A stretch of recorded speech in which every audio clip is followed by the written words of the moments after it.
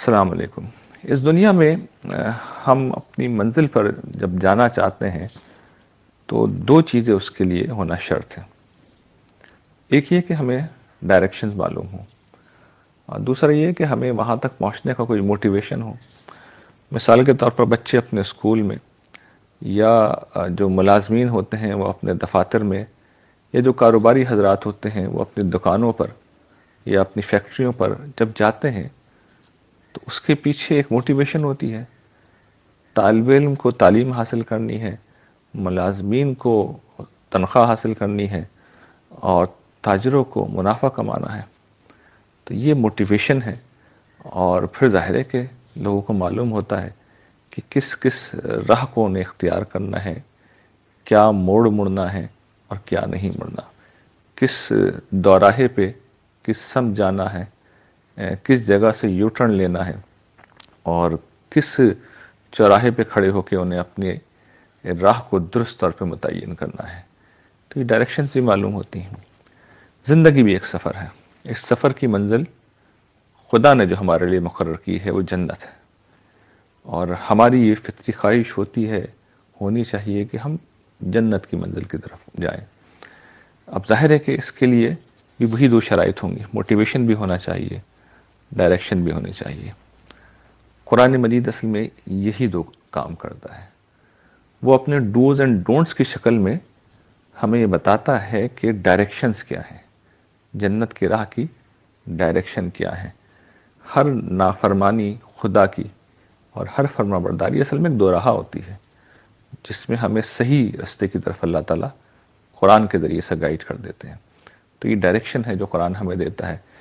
اسی طرح قرآن ہمیں موٹیویشن دیتا ہے، وہ ہمیں یقین دلاتا ہے، وہ مثالوں سے سمجھاتا ہے، وہ استدلال سے یہ بات واضح کرتا ہے کہ یہ دنیا تو ایک عارضی جگہ ہے، تم سے پہلے کتنی نسلیں آئیں، تمہارے بعد بھی آئیں گی، تم نہیں تھے، آج تم ہو، کل تم چلے جاؤ گے، تو تم جب چلے جاؤ گے تو ختم نہیں ہوگے بلکہ خدا کے حضور پہنچو گے۔ تو یہ حقائق جب سامنے آتے ہیں تو انسان موٹیویٹ ہوتا ہے۔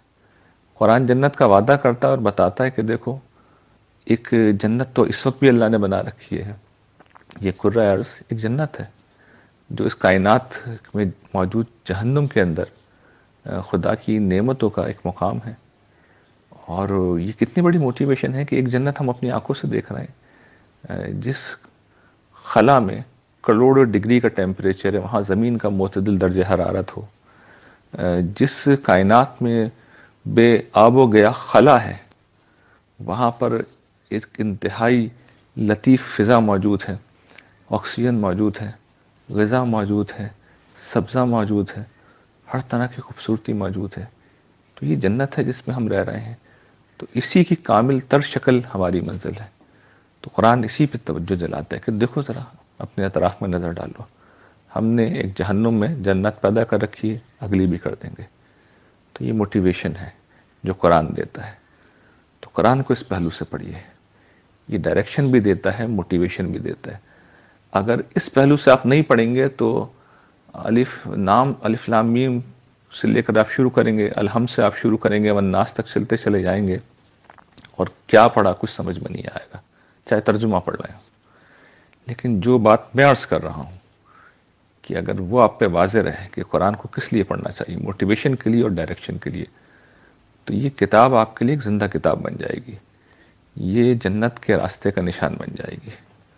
قرآن کو اس حیثیت میں پائیے، پالیں گے تو خدا کی جنت کو بھی پالیں گے۔